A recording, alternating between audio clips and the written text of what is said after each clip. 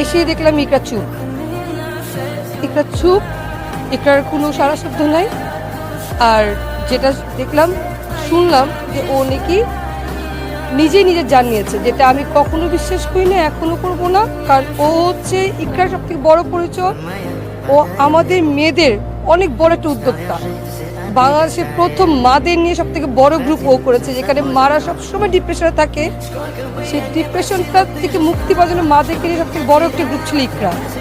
তো ইকরা হচ্ছে আমাদের মেয়েদের সব থেকে বড় একটা ইন্সপিরেশন। আমার লাইফে যদি এক্সাম্পল দিই, ইকরা আমার লাইফে ব্রোকেন ডে অনেক বড় একটা পার্ট। আমি ওর জন্য অনেক বড়, কি বলবো, অনেক বড় একটা কষ্টের জায়গাতে উঠে আসছি, অনেক বড় একটা ভরসা। সেই জায়গায় এই মেয়েটা এগুলো করেছে।